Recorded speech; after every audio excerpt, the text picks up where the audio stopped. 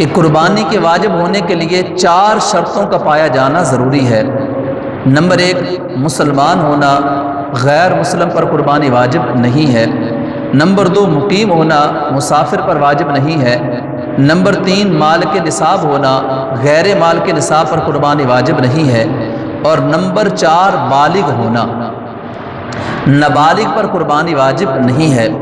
اب پہلی شرط کہ مسلمان ہونا، غیر مسلم پر قربانی نہیں ہے، تو جو مسلمان ہے، ایمان والا ہے، اس کے ایمان کا تقاضا یہ ہے کہ جو شریعت مطہرہ نے اس کو حکم دیا ہے اس حکم کو وہ پورا کرے۔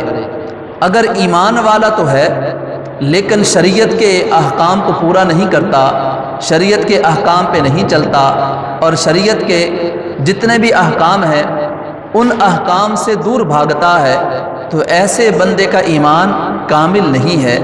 تو ایمان کے کامل ہونے کی علامت یہ ہے کہ جو شریعت مطہرہ نے ہمیں حکم دیا ہے اس حکم کے مطابق شریعت کے احکام کو بجا لایا جائے۔ اب قربانی کرنا یہ بھی چونکہ شریعت مطہرہ کا حکم ہے، قرآن کریم فرقان حمید میں اللہ جل وعلا نے ارشاد فرمایا فَصَلِّ لِرَبِّكَ وَانْحَرْ، کہ چاہیے یہ کہ اپنے رب کے لیے نماز ادا کریں اور قربانی کا جو واجب ہے اس کو ادا کریں۔ اب قرآن کریم فرقان حمید کی اس آیت کریمہ میں 2 چیزوں کو حکم ہے کہ نماز ادا کرنا اور دوسرا قربانی کے واجب کو ادا کرنا۔ تو علماء مفسرین کی ایک بہت بڑی تعداد ہے جنہوں نے اس آیت کریمہ سے استدلال کرتے ہوئے قربانی کے واجب کو بیان فرمایا ہے کہ اس کے اندر قربانی کا اہم ترین جو واجب ہے، ضروری امر ہے، اس کو بیان کیا گیا ہے۔ اب ایمان والا ہے لیکن قربانی کے واجب کو ادا نہیں کرتا، تو شرائط پائے جانے کے باوجود بھی اگر اس واجب کو ادا نہیں کرتا تو پھر گناہ گار ہوگا۔ جب پتہ ہے کہ مجھ پر قربانی واجب ہے، اب قربانی کے واجب ہونے کے بعد پھر قربانی کے جانور کی شرائط ہیں۔ جانور کیسا ہونا چاہیے، پھر جانور کے کچھ ایسے عیب ہیں، ان عیبوں سے جانور کا وہ پاک ہونا، ان عیبوں سے مبرہ ہونا ضروری ہے۔ اگر جانور کے اندر وہ عیب پائے جاتے ہیں جن عیبوں کی بنا پر قربانی نہیں ہوتی، تو ایسی صورت میں اس کی قربانی کا یہ واجب ادا نہیں ہوگا۔ جب وہ ایسا جانور خرید لیا کہ جو بے عیب ہے اور جن عیبوں کے بارے میں نشاندہی کی گئی، ان عیبوں کے بارے میں غور و فکر کرنے کے بعد ان عیبوں سے پاک جانور کو لے لیا، تو اب اگلا مرحلہ جو آتا ہے کہ جانور تو بے عیب ہے لیکن جانور کی عمر کا ہونا بھی ضروری ہے۔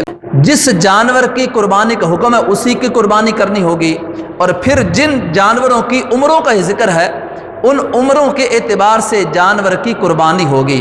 اگر جانور اچھا ہے، صحت مند ہے، فربا بھی ہے، خوبصورت بھی ہے، لیکن اس کی عمر وہ قربانی کے جانور کی شرائط میں نہیں آتی، تو ایسی صورت میں ایسے جانور کی قربانی نہیں ہے۔ ہاں وہ جانور حلال ہے، اگر عام حالات میں اس کو ذبح کیا جائے تو اس کا جو گوشت ہوتا ہے وہ کھایا جا سکتا ہے، لیکن قربانی کے جانور کے لیے اس کی عمر کا پورا ہونا ضروری ہے۔ اگر عمر پوری نہیں ہے، 1 دن بھی عمر کم ہوگی، تو ایسی صورت میں قربانی کا واجب ادا نہیں ہوگا۔ تو پہلے مرحلے کے اندر قربانی کی شرائط ہیں، دوسرے مرحلے کے اندر قربانی کے مخصوص جانور ہیں، تیسرے مرحلے کے اندر ان مخصوص جانوروں کی عمروں کا ذکر ہے، اور چوتھے مرحلے کے اندر جب قربانی کرنی ہے تو قربانی کرنے والے کو جب قربانی کرے گا تو قربانی پیش کرتے وقت کن باتوں کا خیال رکھنا ہے۔ قربانی کا وقت ہے، اگر وقت سے پہلے جانور کو ذبح کر دیں تو پھر بھی قربانی نہیں ہوگی، اگر ذبح درست نہ کریں تو بھی قربانی نہیں ہوگی۔